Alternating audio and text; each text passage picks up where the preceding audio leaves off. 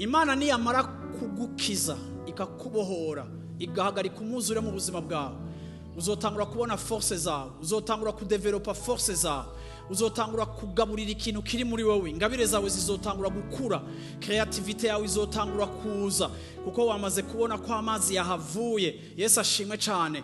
Uzotangura kwifatana n'abantu mufise inkomezi zimwe kugira ngo bagufashe gukomera. Uzotangura gusoma ibitabo bikomeza za nkomezi zawe kugira ngo zirushise kuba inkomezi. Yesu ashimwe cyane. Niba zotuma ko abantu bakora ibintu bihora bintangaza vraiment mu buzima. Mu buzima urashobora kugira itangazo ngo turasavye ngo abantu babahinga igikorane giheze baze gusigara abahinga b'inyubako muze gusigara, hagaca haza abantu bakeya bakicara ngaho nk'aba engineer bagasigara, hama ukazubonye abandi bose bataje, hagaca hagira undi muntu akwegera. Yesu ashimwe pastor, Yesu ashimwe.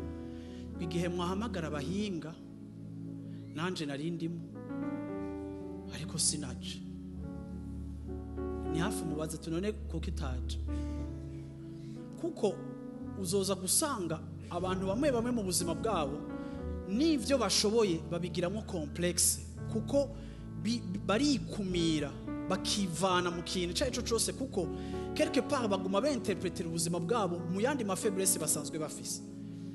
Hari umupastori yigeze kumpanura arambwira ati pastor, ni wigisha aba Nigeria ukazogenda ahantu hari community y'aba Nigeria ukaja kuvuga ubutumwa bwiza, wewe icyo umupastori cyambari yambwiye ngo aba Nigeria ntuzubigishe confidence,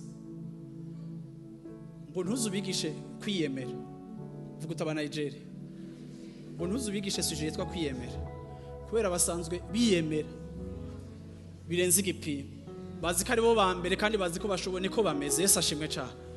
Ataya masuje migisha abarundi yo kwiyemera, ntuzuyigisha aba Nigeria kuko nabo we wo guterura, kuko basanzwe biyemera, ahubwo aba Nigeria ni mwahuru uzubigishe guca bugufi. Nanje no musi naje kwigisha abarundi kwiyemera, kuko abarundi kimwe mu bintu bitugora no kwiyemera, ako baza kuraba ikintu gituma abantu bafise ama complexe kandi batiyemera, ni imyuzure y'ubuzima bagiye bacamo ikazi kabacinyiza, nta kintu cigeze kibaha agaciro ku buryo niyo umuntu agomba kuvuga ivyo ashoboye abanza kugucisha ingozi akakudugana, avuga ngo ego je ngo mbowe bujye hajya, ngo ukarindira ko umuntu ashika ku cimviro, ako gasanga kuko tuvyumva nabi no kuvuga iciza dufise tuvyumva nabi.